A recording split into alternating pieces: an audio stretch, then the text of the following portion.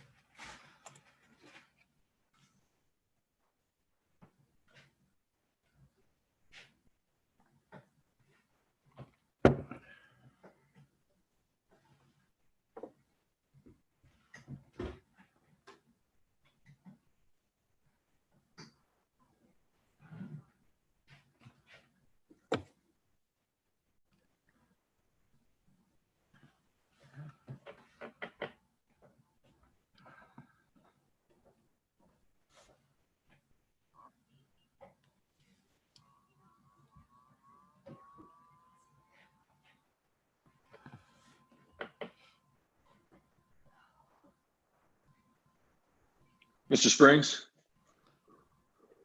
Yes, sir. Hey, we'll handle the pledge and the invocation as we did last week. We'll have you do both. Is that okay?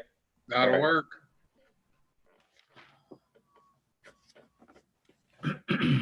It's because you've done a nice job.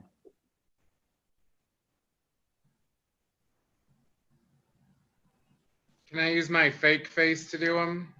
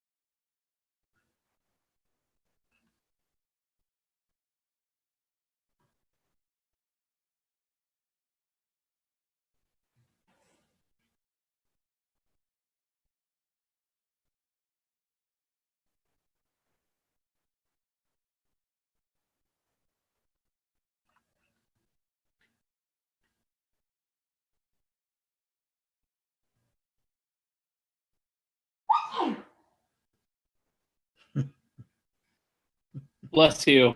Thank you. Sorry. Okay, guys, it's now 7:30. The Bellefontaine City Council is now in session. We'll handle things as we did last week in a similar fashion, with Councilman Springs leading the group in the invocation and the pledge. So please rise.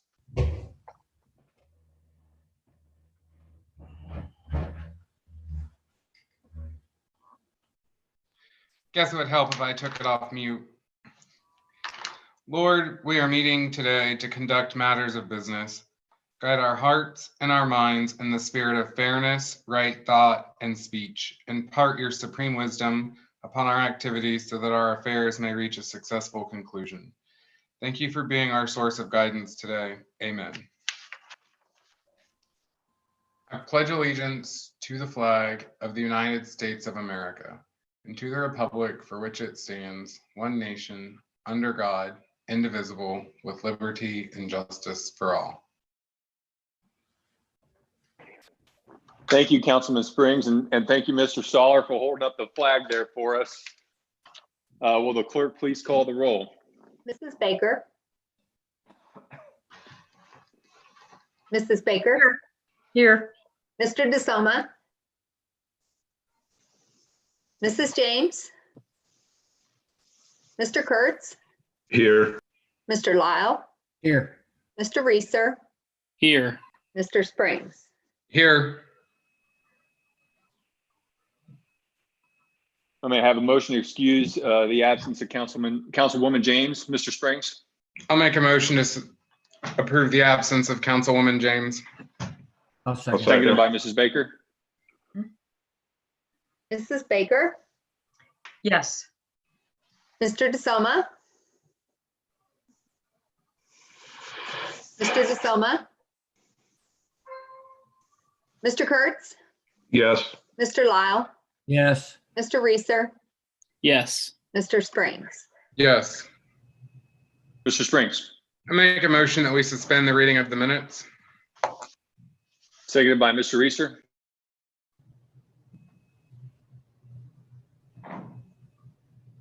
Mrs. Baker, Yes. Mr. DeSoma, Mr. DeSoma, Can you hear me now? yes, Okay, yes. okay. Mr. Kurtz, Yes. Mr. Lyle, Yes. Mr. Reeser, Yes. Mr. Springs. Yes. Are there any additions or corrections to the minutes?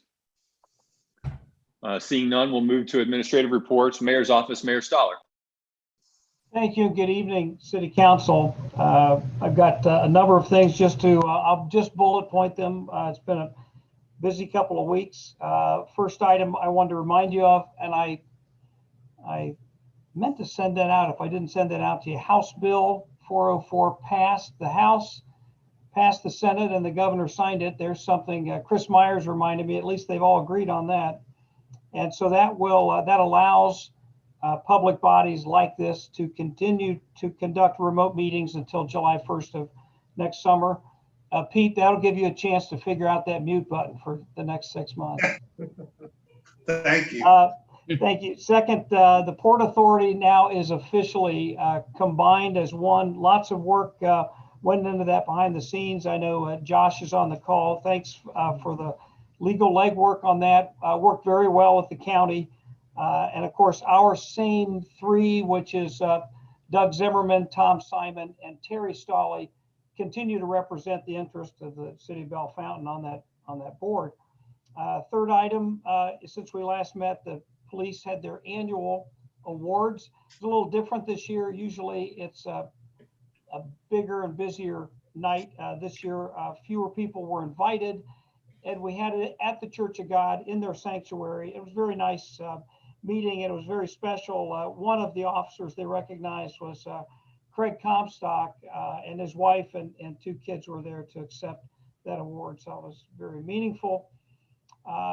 Last week we had a firefighter raise his right hand and he was sworn in. And today was his first day. His name is Justin Taylor. That does bring us to 6 firefighters per shift, or 18 firefighters. We will be able to move forward, probably not till the first of the year, to promote captain position, which has been discussed for some time now, but we held off because of our schedule, because of COVID, because of just good old 2020. So we're excited to move forward with the fire department. And the police, to that same extent, have had one opening. They kept it open for the remainder of this year, but they're now working through it's an arduous process, but now they're on to background checks. They have 8 really solid candidates, so they're excited about the possibilities, but they've been at 30 officers and we're budgeted for 31. And so stay tuned for that. We'll keep you up to date. I just want to tell you, Santa is coming to town this year. While we knew we couldn't have a parade, and then as the numbers in Ohio have risen and some of the alarmists in Columbus also raised their eyebrows, we decided it wasn't best to have a block party, close off downtown and celebrate Christmas. So I wanted to tell you, if you could thank any of your friends that work for Citizens Federal. Justin DeNova, of course, is top of that list. Santa on Friday night, December the 4th, will be in the drive-through and families and kids will line up socially distanced outside. They'll walk through the drive-through. They'll talk to Santa. He will give them their candy canes, and off we go to a Merry Christmas. So it looks different this year, but Santa is coming to town. But you just can't sit on his lap this year. Just a shout out to Richard Kurtz. Yesterday, I drove over into the west side of the county, just north of Logansville, and it's a really beautiful bridge, and it's sitting beside a 100-plus-year-old structure that has a nice piece of history, but the county decided to name it in Chet Kurtz's honor, and of course he served our county for almost 30 years as our engineer. So Richard, I saw your sisters there, and I know your mom and dad are out in Arizona right now, but it was just very nice, nice ceremony, and a great number of people showed up. It was fun. We press on with CARES Act. Thank you tonight. It is really a generous extension from the city and from City Council that we were able at this last phase to request any funds that weren't used by other communities. And so what that meant is to the tune of $250,000. And I sent you that press release, but it's really exciting that we can take money that wasn't used before it was sent back to Washington and actually redistribute that to our community. Josh, I would imagine both you and Kyle still serve the United Way Board of Directors. So they've worked through 15 different agencies. So just hundreds of people will benefit by this generous gesture. So thank you. Those are on for resolutions tonight.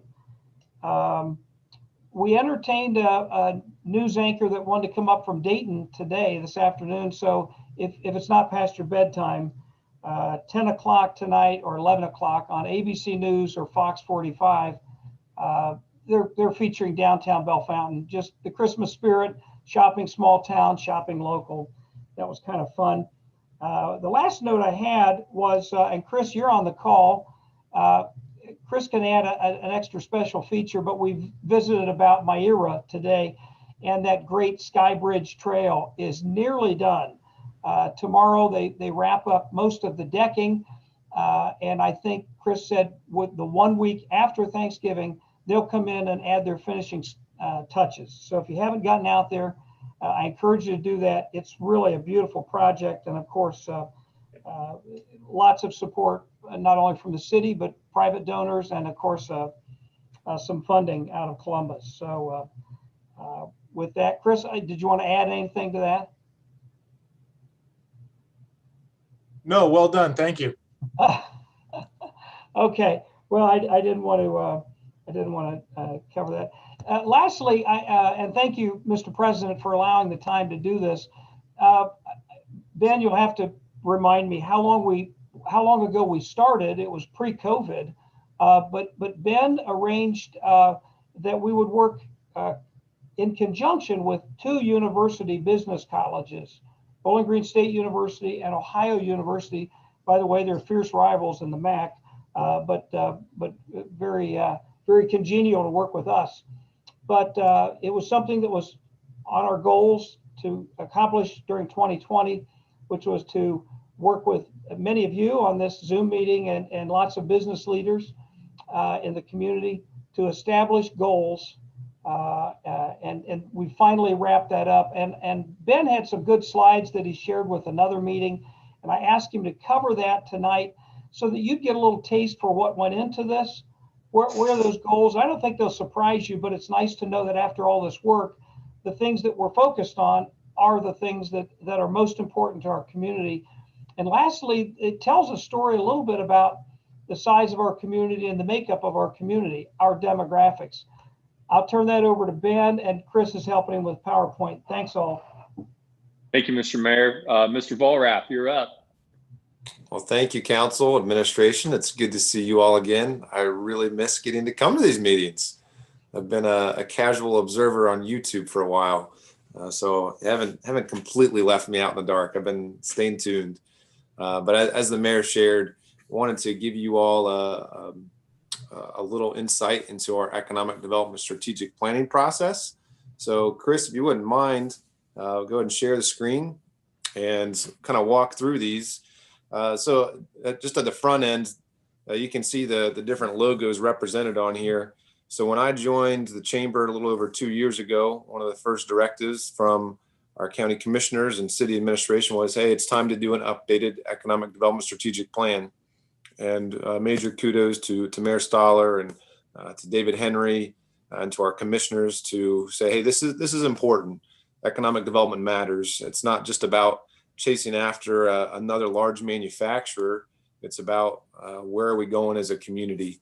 And so we started that process quite a while ago. It probably would have been fall of 19 that Rick Gildow and I started meeting with OU and Bowling Green.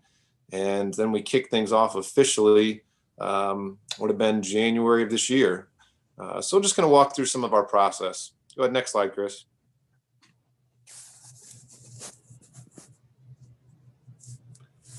So here's kind of the flow of things. We started off with a small group. So this was city administration, county commissioners, and our board chair, which was Mike Wilson at the time, and also Brad Bodemiller from LUC Regional Planning, doing SWOT analysis. So strengths, weaknesses, opportunities, threats. That then informed some basics for Bowling Green and OU to contact. I think we had contacts with about 80 individuals, some business and community leaders. Ended up doing 26 actual interviews from those 80 invitations, and kind of evaluating some of the things that were in the SWOT analysis and taking it a few steps farther. And those stakeholder interviews then informed a survey. We sent out a survey to about 230 individuals across the county and had a little over a 50% response rate. Which was a great way to get additional feedback on what we'd gathered to date. And then all of that was used in two public feedback sessions that we ran in October. We had about 90 folks registered for those 2 sessions. So again, I know I have a short amount of time, but want to touch on each of these and kind of walk through how we uncovered our priorities. Next slide. So this is it. Here's the top priorities that our community identified. And I say community because this wasn't me. This wasn't Rick Gildow. This wasn't Mayor Stoller or the commissioners. This is the feedback from those 200 plus individuals that were involved over this time period. Housing, broadband and residential internet connectivity, high-speed internet countywide, workforce development, having a strong and growing workforce and population to support our businesses. And then infrastructure. Infrastructure is everything from water and sewer to roads and utilities. So the little asterisks there are just as a little imagery. As we go through some of these next slides, you'll see those pop up on spots that were identified during the survey and SWOT analysis that kind of tie back to these priorities. Next slide. So here's the initial input that came from our small stakeholder group. I'm not going to read through everything in detail here, but we have a lot of good things that are already happening in our county. Good entrepreneurial momentum. We have a beautiful community with lots of attractions and amenities. We have a lot of fiber that's tied to the business side of things for good business connectivity, particularly in Bellefontaine. It's a very welcoming place. Weaknesses, though, we've identified. We did not have a whole lot of industrial ready sites. We've already seen some progress towards that, but it seems like the goalposts keep moving on us on what it truly means to have a ready site, as the requirements from site selectors continue to get more stringent. Workforce challenges, housing inventory, infrastructure. These are all challenges that we're looking at and saying, hey, we need to find ways to mitigate and address. Our opportunities. Columbus region is looking to grow by about 1 million people over the next 30 years. And as that happens, how do we benefit? We're 60 minutes from downtown, 60 minutes to the international airport, but our cost of living is a lot lower. So there's some nice wins and opportunities there. With all the good things happening, we have a lot of story to tell also. There's some good things happening on the infrastructure end. You probably know that there's planned sewer service expansion going on near Indian Lake, Lewistown, and also in East Liberty. So some positive opportunities that we see as opening up more doors for us. We look at threats, though. Our community leader said, hey, our natural gas capacity is very tight. It's something that is going to be a hindrance to us and an obstacle going forward if it doesn't get addressed. Our broadband internet, as we saw when COVID hit, people start working from home, students start trying to do school at home, and all of a sudden the internet isn't working quite the way we need it to. Aging infrastructure, population, and Honda dependency is a blessing, but it also is a threat that we have to realize, not having as diverse an industry. I think we saw that in April when we hit 30% unemployment. So that's kind of what informed the initial parts of our process. Next slide, Chris. Then we did our interviews. So all that fed into OU and BG being able to talk with 26 stakeholders, and they covered a lot. This is just a quick snapshot of it. There were 13 actual questions that were asked. One of them I think is most pertinent is what are our barriers to economic development? You'll see some repeating things and themes that came up with this. Infrastructure, water, sewer access, natural gas, housing, and lack of an inventory. A lot to deal with workforce and our young population leaving and a short supply of skilled workers. So again, we took some of this information and that fed our next step as well. Next slide, Chris. Which was our surveys. Again, we put out about 230 of these and had a little over 50% come back. These were 5 questions that were listed about our economic development priorities, ranking those, how those shifted with COVID, our barriers to growth, concerns for our future. So it's going to give you a few of the highlights from these surveys. I think they're very pertinent to where we landed on our priorities. Next slide. First one, again, we provided, based off of the SWOT analysis and the stakeholder surveys, put together a list of economic development priorities that had surfaced and had survey participants rank them. You can see in here the number one thing that came up. Again, they could rank these 1 to 10, or I'm sorry, 0 to 10 as far as importance.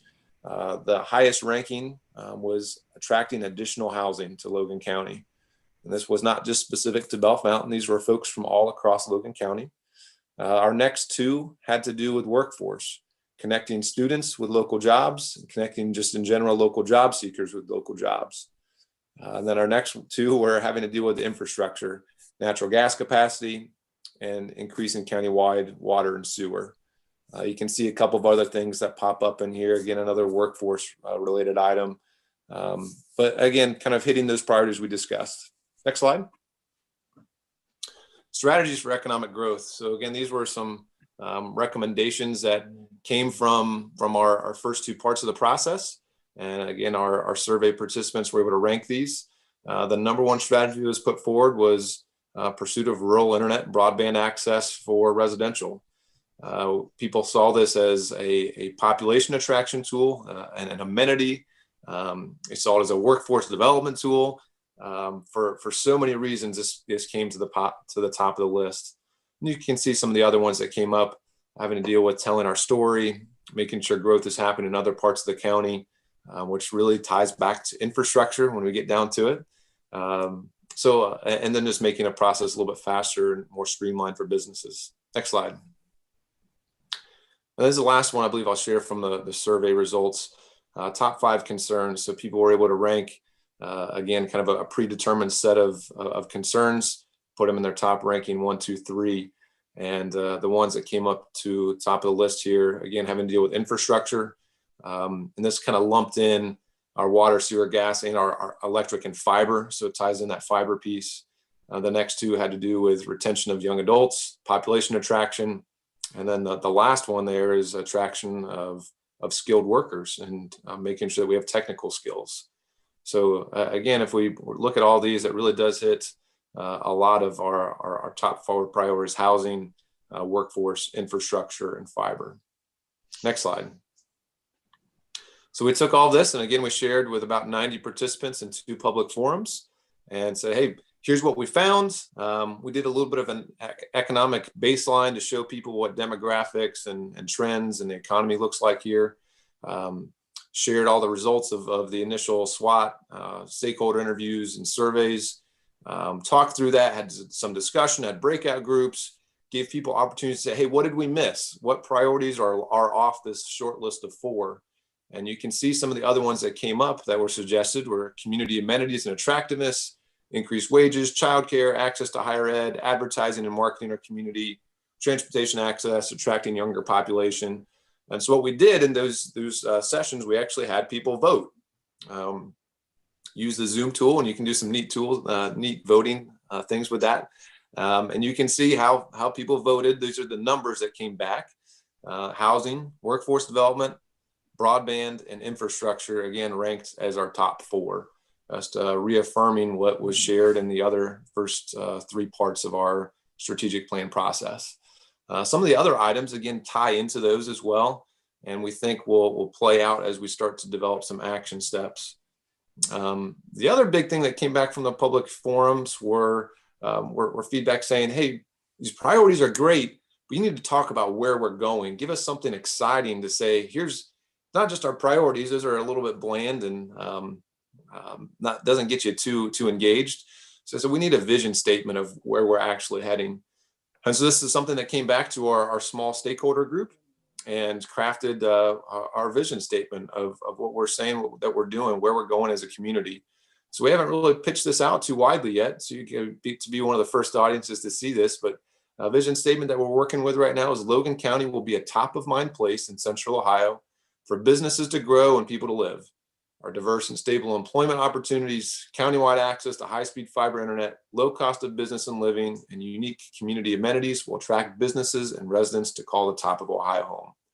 It's giving us a little bit of vision. This is where we want to be. We're not there yet. Do we have that high-speed fiber internet everywhere? No. Do we have all the amenities? Do we have all these access to housing? No. But this is where we're going. So next slide, I'll show you kind of some of our steps that are following up after this. We've been spending time on this vision statement and working on that. And also based off of our 4 priorities, we're creating task forces. 1 for housing, 1 for workforce, 1 for infrastructure, and 1 for fiber. Pulling together a group of 3 to 6 individuals that they're going to own this. This is not my plan. This is not the city plan or the county plan. This is the Logan County wide initiative. And so we're pulling together folks that have expertise and particular interest in each of these categories.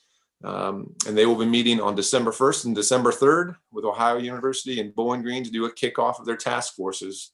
And excited about that because that means that those individuals start saying, all right, we want to expand fiber infrastructure. Well, what does that look like? What are our specific action steps? What are we going to do?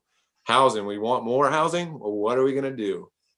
So I thank the mayor and our commissioners for providing some recommendations on who should be involved with that.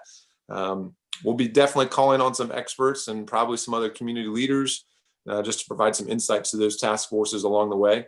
But those small groups will kind of own those priorities as we go forward. So that's happening in the next couple of weeks. And then our final report. So after these task forces get rolling, start coming up with their specific action steps, OU and Bowling Green will turn all of that into a final strategic plan report that we should have ready, I'm guessing by sometime in January at this point. So that's kind of where we're going. I can't remember what I have next, Chris. Would you mind kicking to the next slide? I guess I'll pause there, just see if there are any questions. And if we have time, I'd be happy to share a little bit of the demographic economic analysis with you all too on kind of what helped generate some of these priorities. Any questions from where we stand so far? I just Mr. have Springs. just a quick question, and because I've heard it come up several times, and it's about the natural gas and our capacity to only have a certain amount here. Is that anything that we can control and work on, or does that really have to come from the gas companies themselves? I think it's a little bit of both. You're right. This isn't something that's directly in our control where we say, hey, you know what, we can invest in this and make it happen. But we are doing as much as we can on the legislative front. So we've partnered with Madison County and Union County, who also have significant capacity problems. Formed the Ohio Gas Access Partnership. I've gotten in front of the Public Utilities Commission, and we're pushing hard there to advance some new legislation, even with the State House. to try to make it a little bit more feasible for gas distribution companies to improve their infrastructure. So it's a little bit of both. We're going to push all the buttons and all the levers that we have, but ultimately we're not the ones that are going to have the $15 million, $20 million to spend to make it happen and grow our access. Good question. Thank you. Mrs. Baker? Yeah, I had a question about the gas too, because I've heard that, yes, we are having some of these discussions, but sometimes it feels like,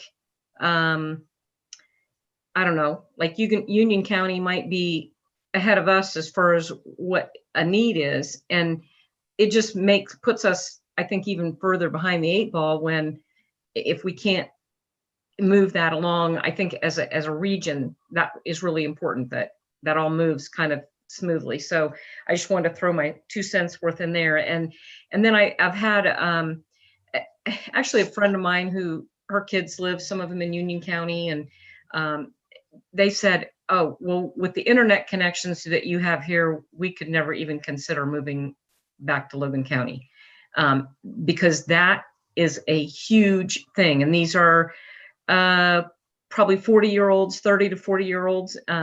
That is just so important. And I know we've talked about that in many meetings I've been in.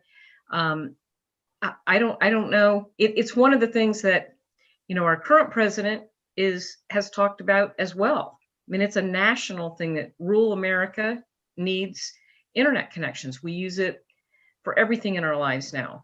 And with the effects of COVID, it's even pushing, we're really pushing for local businesses to support them. But honestly, we can all see how these shutdowns and things have really been hardest on those small businesses. So, I just think anything we can do to be pushing that, we need to do. And I know you guys are, so I appreciate that. Both really good points. And I'll say that our community recognizes that too, as that kind of became clear through this process, that especially with kids staying home and doing school and people trying to do remote work, they're saying, I can't do these things. How are we supposed to attract additional folks to come live in our community if we don't have this internet access issue resolved? So I'm definitely excited about moving on that. Any other questions for Mr. Vollrath? I think you kind of interrupted yourself here, Mr. Vollrath. You had some more? I'll just share these last few things briefly. Chris, would you do the next slide for me? So this isn't anything new, just looking at population projections, and hopefully this doesn't prove out to be true. As I said, Columbus region is expected to grow by 1 million folks over the next 30 years. Logan County is actually currently projected to decline in population. This isn't unique to us. This is something that most rural communities are facing as folks choose to locate to more urban centers. Now with COVID happening, maybe this changes. We become a little bit more attractive as a potentially safer place that you can still do remote work and have access to everything in an urban environment. But this is what we're looking at right now. That's a big deal. And so being able to do the fiber, increase our housing supply, trying to market and attract folks out here is very important. Next slide. This is a little bit to what Mrs. Baker was sharing.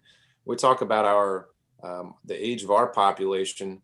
Logan County has, you look at the 11 counties in the Columbus region, I think we have the second oldest median age of those 11 counties compared to the Columbus region, to Ohio, and to the U.S. Again, we're an older population. And you see that on the right, I'll look at the blue bars, that's the male population in Logan County. You see we have fairly strong for 0 to 19 years old. But then when you get to 20 to 40, there's a really big drop off. And so what happens is kids leave, they go off and they don't come back. And a lot of times they don't come back because there's not a place for them to live. Maybe there's not the fiber access that they want to be able to do the jobs that they want to do. And so that's part of the struggle we're looking at. We have a lot there in the 50 plus range. And so we're trying to figure out how do we change that narrative. Next slide. A little bit of the same story here. Education. This isn't necessarily a positive or negative, just kind of a status of where we are, Logan County has a fairly low educational attainment compared to the rest of really the rest of the nation. About 40% of our population has some college level education or higher. That means about 60% of our population has stopped at high school. We have a lot of jobs in our community that are perfectly suited for that. That's why we're pushing hard on this 3E campaign for kids to say, hey, I could go employment, enlistment, enrollment. Each are equally respected and honored. But we have to be cognizant of this as we're trying to attract people to our community and what type of amenities that we have, and even how do we connect those students that are graduating with those local jobs. Next slide. This is just a little snapshot of our housing. So property values, you can see that a lot of our property values, we're the light blue bar if you're looking at this. A lot of our property values are on the lower end because again, lower cost of living in Logan County. This is one of our attractive points. I think this is a win for us right now, especially as the housing market is exploding and people are looking to move. We still have some reasonably priced properties here. And if you look again on the right side, this is the age of our housing. You can see that a little over 73% of our houses were built before 1990. That's a pretty high percentage. So not been a whole lot of new builds going on in the past 30 years relative to what you're seeing in the rest of the Columbus region. I think I might have one last slide, Chris. And the last thing here, just again, comparison of household income. So we are, the bottom bar there, the orange is Ohio. We're the one just above that. So median household income, we're at $55,150. And this isn't necessarily good or bad. We have a lower cost of living, so there's a lower household income. We have a little bit lower educational attainment, so that often translates to a little lower household income. This is just kind of one of those to keep in mind as what industries we're trying to attract here and the workforce that we're accommodating. We'll share one last thing. I don't think there's a slide on this, but hopefully you saw today that our unemployment rate dropped down to, I believe we're now at 4% unemployment from 30% in April. And so things have rebounded pretty much entirely here on our base employer side. And I think we're going to see continued trends on that if business is able to stay open. We have a lot of positive and bright things ahead here in Logan County and Bellefontaine. Excited about the strategic plan that's going to help us move forward. So appreciate your time and interest in this. There's a more robust set of slides. If anybody's interested in seeing more of the data, be more than happy to share that out. That's all I had to share today. Thank you, Mr. Vollrath. Any other questions for Mr. Vollrath? Mr. Mayor, any final questions for Mr. Mayor? No, yeah, if there's any questions, great. I just wanted to thank Ben and of course invite him to sign off. You'll have to watch the rest on YouTube if you wish. Thanks, I appreciate it. Thank you, Mr. Vollrath. Mr. Mayor, that concludes your report. We'll move to Service Safety Director, Mr. Henry. He is actually off this week. Oh, I missed him. He's with his wife who required surgery, and she came home today from the hospital. So. Oh, okay, that's fine. It's a great week. We only have a 3-day work week from his office, so it was a good week to take Chanel to the hospital. That being said, we'll move to the Law Director, Mr. Stoll. Thanks, Mr. President. I have no report, but as you see, there's lots of new legislation for this evening, sort of wrapping up our year-end bundle of items for your consideration. But if you have any questions or you'd like to direct, I may be glad to answer those. Any questions for Mr. Stolle? Seeing none, thank you, sir. We'll move to Auditor's Report, Mr. Brentlinger. Thank you, Mr. President. I have no report, but would entertain any questions. Any questions for Mr. Brentlinger? Seeing none, I believe that will conclude our administrative reports. We'll now move to reports from standing committees. Finance Committee, Mrs. Baker. Mrs. Baker, you're on mute. Thank you, Mr. President. We have several ordinances for first reading and some resolutions this evening. Ordinances for first reading would be 2088, which is to allow the city administration and the departments to be able to move ahead with business starting January 1st. So this is kind of a housekeeping one that we'll be asking for a first reading only. This is, there's an Exhibit A that lists the vendors that the city works with, but that just kind of opens that so that we can do business as usual as the new year begins. Then we have 2089, which allows the service safety director to advertise for bids and enter into contract for the purchase of a new ambulance. And that will be paid for out of the ambulance fund. So we have the funds in there to be able to do that. We'll be asking for first reading only on that one.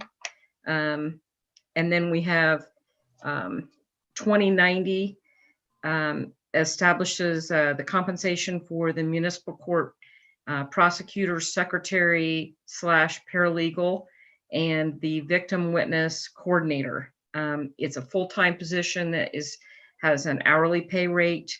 15 hours a week of that is on the clerical specialist pay scale, and then 25 hours a week is on the victim witness coordinator position. And this is covered out of an Ohio Attorney General grant, and the city is responsible for 20% of the cost of that. So we'll be asking for first reading only on that one as well. Then Ordinance 2090 is a supplemental appropriation for the county coronavirus relief distribution fund, which we've had. I think we skipped a meeting where we didn't have anything, but we've got one on here again. We're going to be asking to waive the 3 reading rule on this and ask for first and final. And this is the one that goes along with the next 3 resolutions that are on the agenda that Mr. Mayor talked about the memorandum of understanding with the 3 different agencies, or well, the Chamber of Commerce, Bellefontaine City Schools, and United Way of Logan County, in order to be able to use some of the funds from that 4th phase that we've talked about at the other meetings, some other meetings as well. So the one for resolution 2092 is the one for United Way, and that could be up to $100,000. And the next resolution is the one with the Logan County Chamber of Commerce, that could be up to $100,000. And then 2094 is with Bellefontaine City Schools, up to $50,000.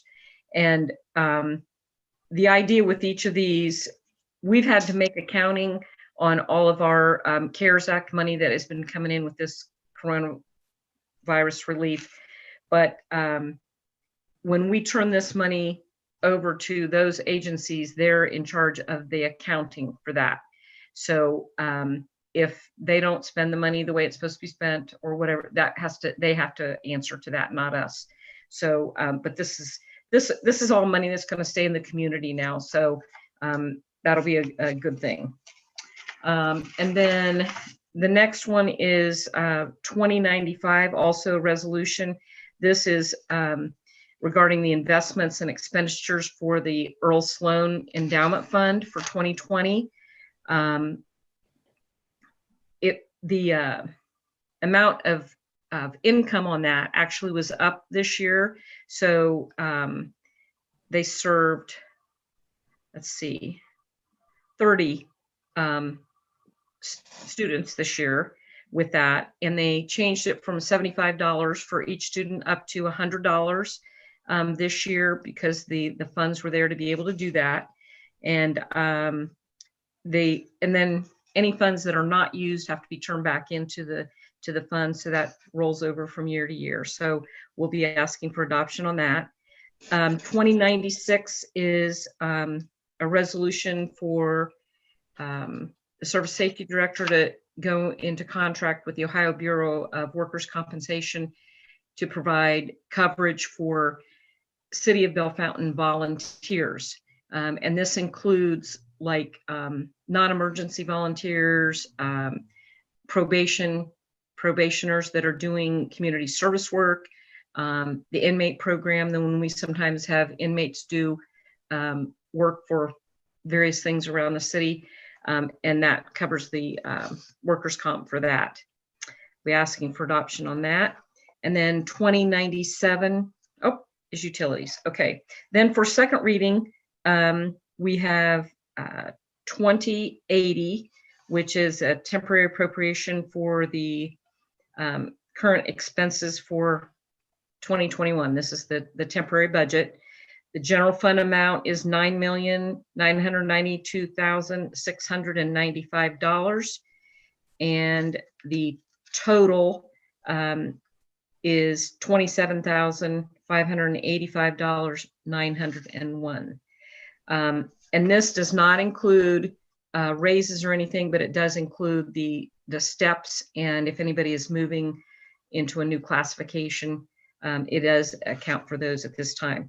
It does not have any of the capital equipment request in it. So that will be, that'll be figured in when we get to the permanent. 2081 sets the pay scale for clerical workers. That is first reading only. 2082 sets for the service workers. I wrote that down wrong. For 2021, that will be first reading only. And then 2083 sets the wage schedule for supervisory for 2021. That's a first reading only. Then 2084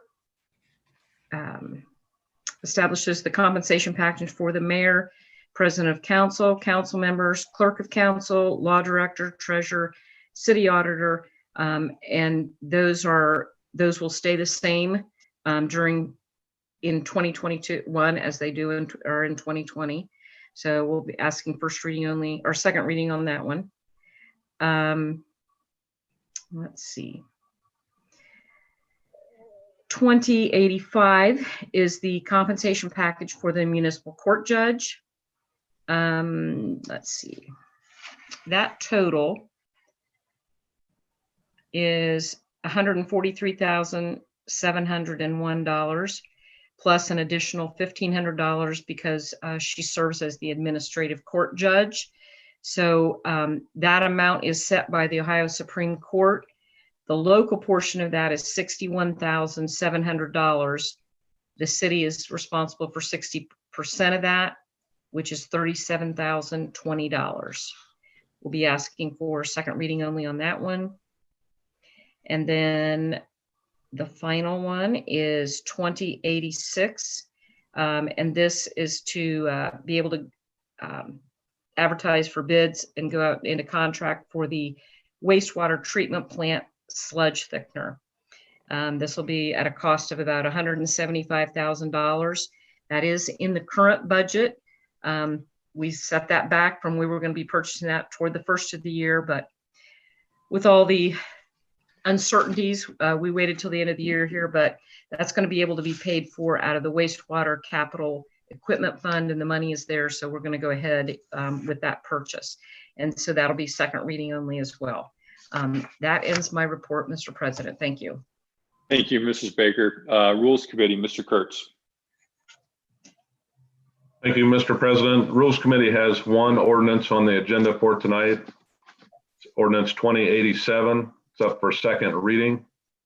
It's an ordinance to change the zoning classification for 2 lots and 1/10 of an acre tract from R1, which is one family residence district, to R3, which is multifamily residence district. And we'll be asking for second reading only. That ends my report. Thank you. Thank you, Mr. Kurtz. Utilities Committee, Mr. Springs.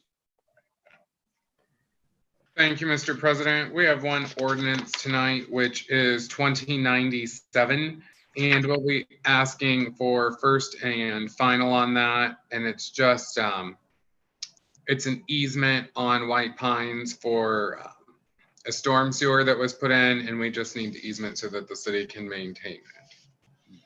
So that concludes my report. Thank you, Mr. Springs. Streets Committee, or excuse me, Safety Committee, Mr. Lyle. Thank you, Mr. President. I have no report. Thank you, Mr. Lyle. Streets Committee, Mr. DeSoma. Thank you, Mr. President. We have one ordinance on for adoption, deals with vacating a certain public east-west alley of Riddle allotment. That's all we have. Thank you. Okay. Thank you, Mr. DeSoma. I'm going to come right back to you for Audit Committee because Mrs. James is absent. Does the Audit Committee have any report? No, Mr. President, we do not have a report. Thank you, Mr. DeSoma. Sidewalks, Curbs, and Parks Committee, Mr. Reeser. Thank you, Mr. President. No report this evening. Thank you, Mr. Reeser. That concludes the reports of standing committees. We'll now move to the portion of our meeting where we welcome communication from citizens. The standing order from the City Council is that any citizen that wishes to communicate or have communications from them read to council is that they need to submit that information by Sunday, immediately preceding the regularly scheduled council meeting by 6:00 p.m. Via email to the clerk. The clerk has informed me that there have been no such communications submitted. So that will conclude the communications from citizens portions to our meeting. We'll now move to our legislative agenda for ordinances and resolutions for first read. An ordinance authorizing the purchase of miscellaneous supplies, equipment, and services for use in 2021 and declaring an emergency in the city of Bellefontaine, Ohio. Mrs. Baker. Motion to pass on first reading only? Seconded by Mr. Springs. Mrs. Baker, Yes. Mr. DeSoma, Yes. Mr. Kurtz, Yes. Mr. Lyle, Yes. Mr. Reeser, Yes. Mr. Springs. Yes. An ordinance authorizing the Service Safety Director to advertise for bids and enter into contract with a successful bidder for the purchase of a new ambulance for use by the Bellefontaine Fire Department and declaring an emergency in the city of Bellefontaine, Ohio. Mrs. Baker. First, motion to pass on first reading only? Seconded by Mr. Kurtz. Mrs. Baker, Yes. Mr. DeSoma, Yes. Mr. Kurtz, Yes. Mr. Lyle, Yes. Mr. Reeser, Yes. Mr. Springs. Yes. An ordinance establishing and providing for compensation for the Bellefontaine Municipal Court prosecutors, secretary, paralegal, and victim witness coordinator, and declaring an emergency in the city of Bellefontaine, Ohio. Mrs. Baker. Motion to pass on first reading only? Seconded by Mr. Springs. Mrs. Baker, Yes. Mr. DeSoma, Yes. Mr. Kurtz, Yes. Mr. Lyle, Yes. Mr. Reeser, Yes. Mr. Springs. Yes. An ordinance making supplemental appropriations and amending the county coronavirus relief distribution fund ordinance and declaring an emergency in the city of Bellefontaine, Ohio. Mrs. Baker. Motion to waive the 3 reading rule? Seconded by Mr. Kurtz. Mrs. Baker, Yes. Mr. DeSoma, Yes. Mr. Kurtz, Yes. Mr. Lyle, Yes. Mr. Reeser,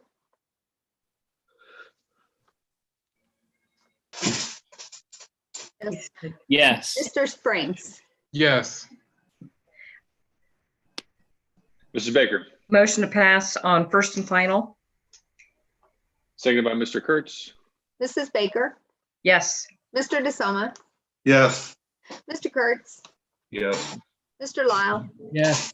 Mr. Reeser, Yes. Mr. Springs. Yes.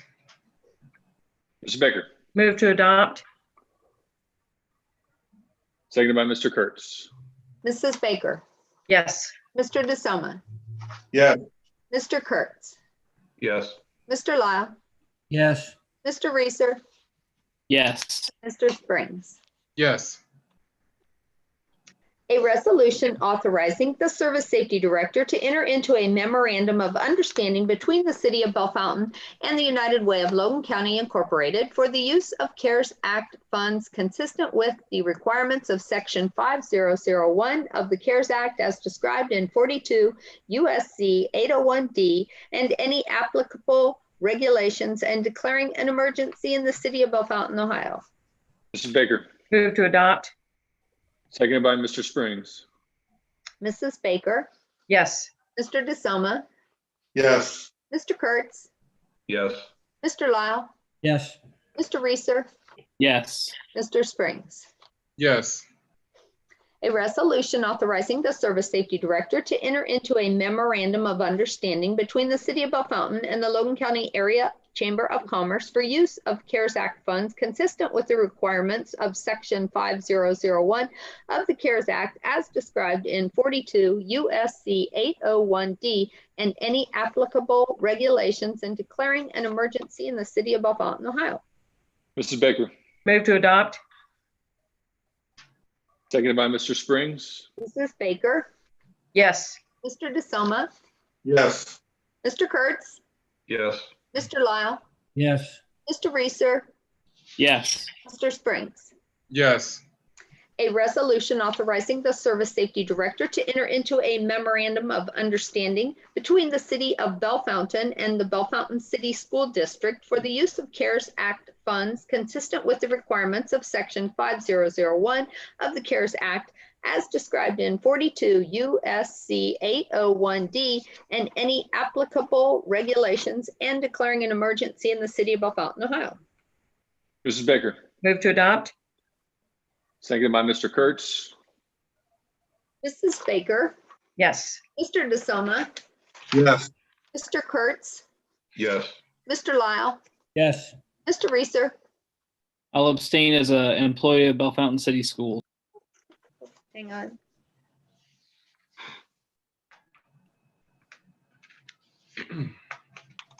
And Mr. Springs. Yes.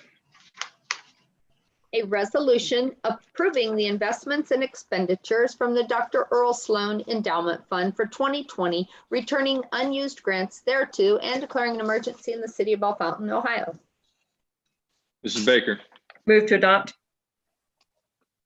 Seconded by Mr. Springs. Mrs. Baker, Yes. Mr. DeSoma, Yes. Mr. Kurtz, Yes. Mr. Lyle, yes, Mr. Reeser, Yes. Mr. Springs. Yes. A resolution authorizing the Service Safety Director to enter into a contract with the Ohio Bureau of Workers' Compensation, BWC Form Use-69, to provide workers' compensation coverage for City of Bellefontaine volunteers. Mrs. Baker. Move to adopt. Seconded by Mr. Lyle. Mrs. Baker, Yes. Mr. DeSoma, Yes. Mr. Kurtz, Yes. Mr. Lyle, yes, Mr. Reeser, Yes. Mr. Springs. Yes. An ordinance accepting certain easements to be granted to the City of Bellefontaine for stormwater drainage purposes from RPM Engineering LLC for property situated in the Township of Jefferson, City of Bellefontaine, Ohio, and being a part of VMS 4478 and declaring an emergency in the City of Bellefontaine, Ohio. Mr. Springs. Motion to waive the 3 reading rule. Seconded by Mr. Reeser.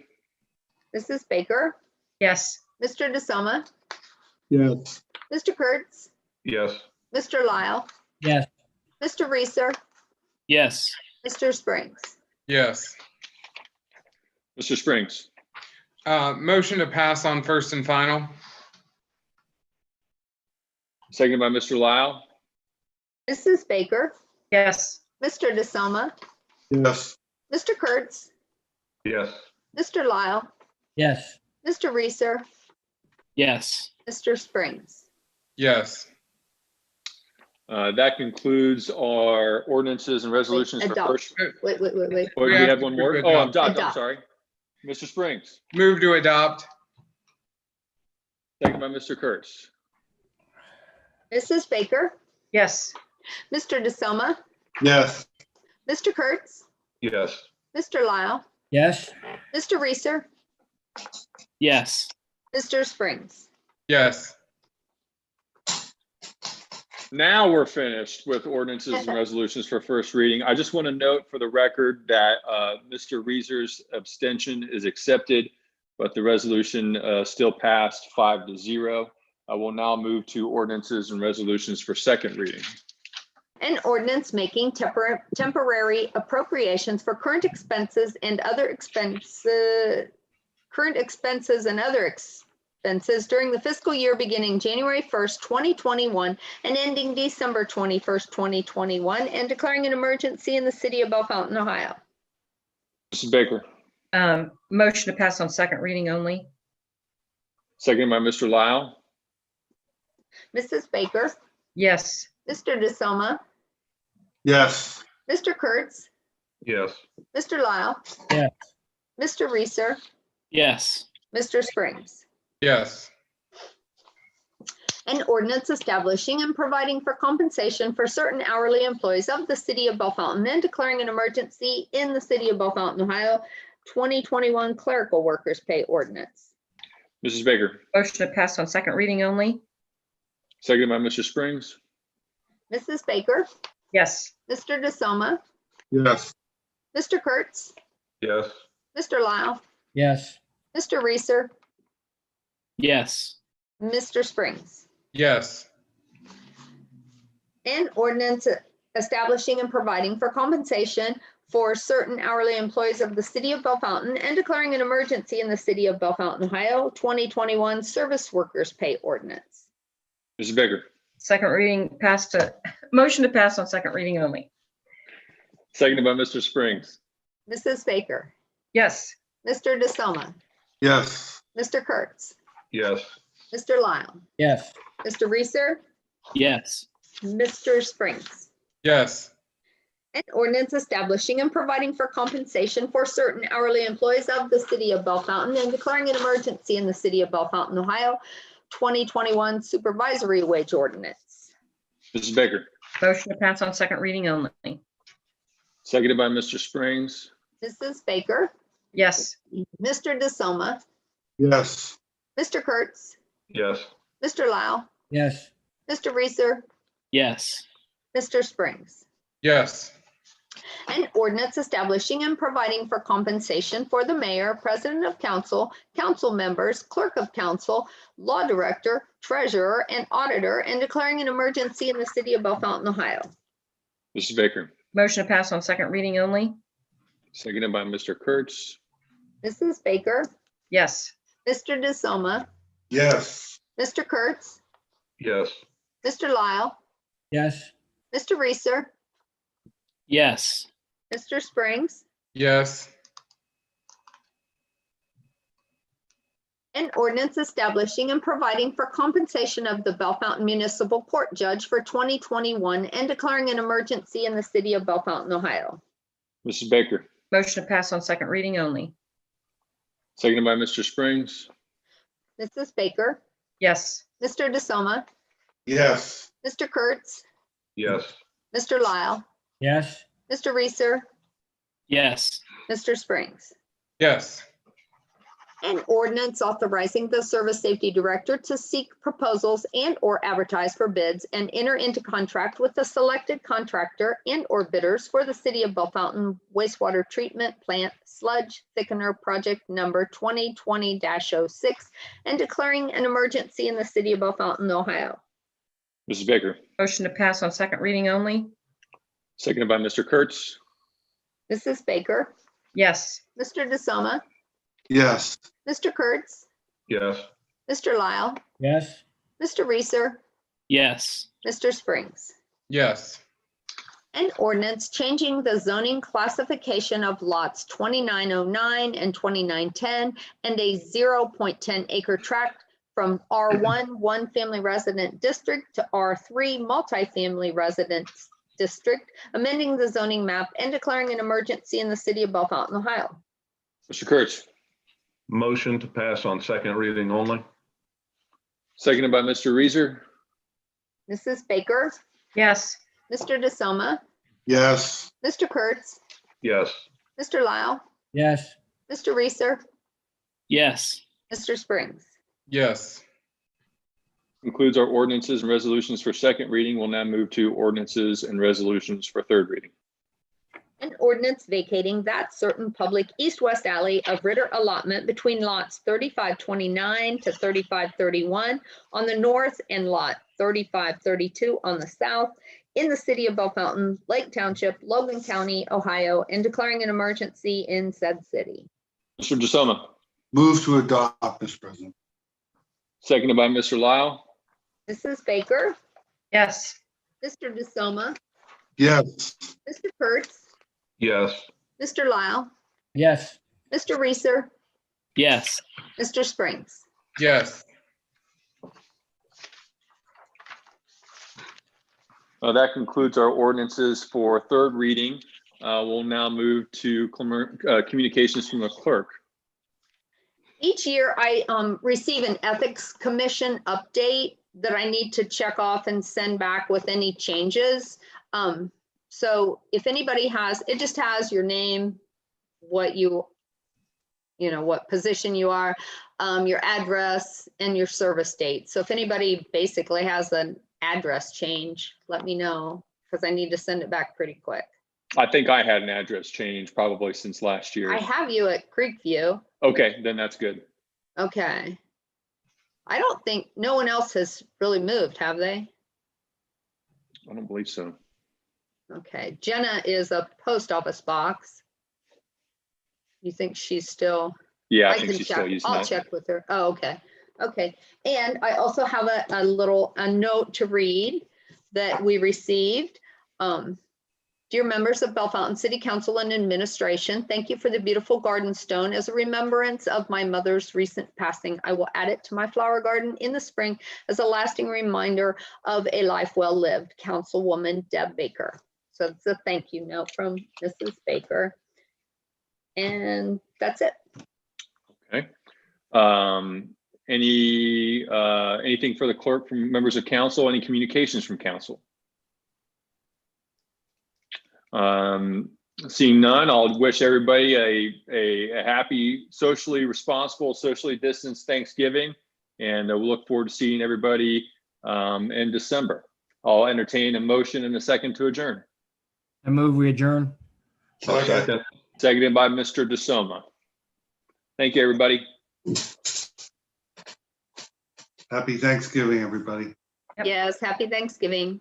Happy Thanksgiving.